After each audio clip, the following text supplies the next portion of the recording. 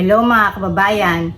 So ang latest guys, ang sabi ni Sara Duterte ay tatayo daw na lawyer niya, si Digong, yung kanyang tatay, para ipagtanggol siya sa kanyang impeachment trial. So kumbaga man, magiging isa daw sa collaborating lawyer niya, si Digong. So sabi ni Teddy Casino, wala naman daw masama na maging lawyer ni Sara Duterte, etong kanyang tatay na si Digong, kasi lawyer nga naman to. At may karapatan tong si Sara na pumili ng mga tao na mag-aabogado para sa kanya. So guys, ako personally, wala naman ako nakikitang mali doon.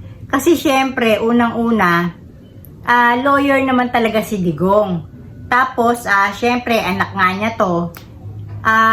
So, kumbaga man, syempre, kung gusto niya na talagang message siya doon, no? Baka pwede rin siya talaga na tumayo doon sa, mismong trial, no? Okay sa akin, hindi ko nakikitang mali doon. Kasi guys, matatakot ka lang naman kung mahina yung kaso laban kay Sara Duterte.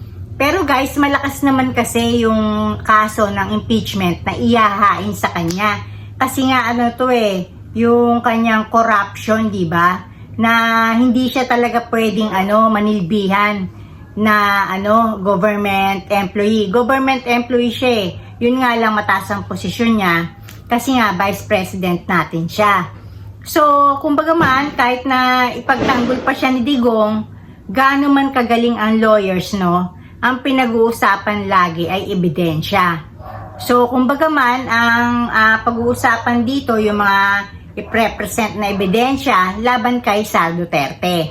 Ang isa pang magpapanalo sa prosecution, no?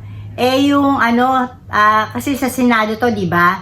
Alam naman natin na ang mga senador magiging senator judges yan. So, kumbaga man, dapat ang mag-preside dyan kasi ang galing dati ni Enrile nung panahon ni Corona. Nung merong impeachment, si Chief Justice Corona, ang nag-preside doon talaga ay si Enrile. Napakagaling niya.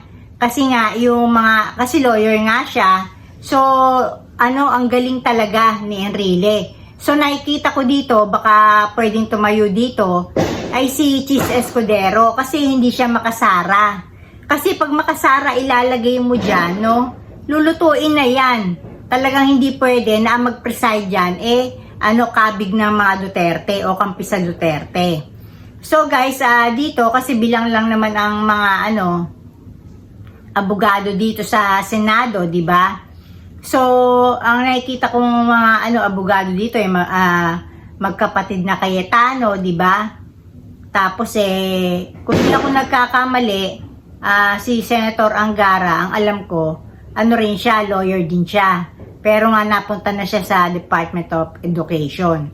So, yung mga nagsampa sa kanya ng demanda, sila Laila de Lima, di ba? Hindi naman mga engot yan na basta-basta na ipatatalo yung kasong sinampa nila laban kay Sara.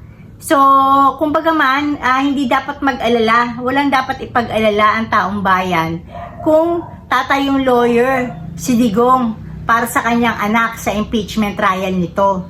Kasi guys, yung pinaka-end nito, mga ebidensya nga na magpapatunay kung yung mga akusasyon kay Sara ay totoo dahil base sa mga evidences.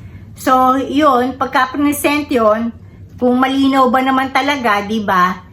Kahit anong galing ni Digong, hindi uubra yun. At saka meron namang mga prosecutors, no, na siyang mag-uusig dito kay Sara para nga mailabas kung ano ang totoo. So, syempre, hindi rin naman sila patatalo dahil syempre, yung depensa nila, no?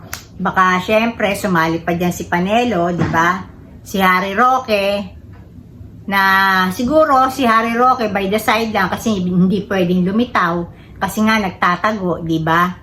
Pero walang dapat ipangamba sa tingin ko kasi nakikita ko malakas yung laban, no? Na mga nag-aakusa kay Sara, laban kay Sara. Hindi sila magdedemanda ng ganun-ganun lang.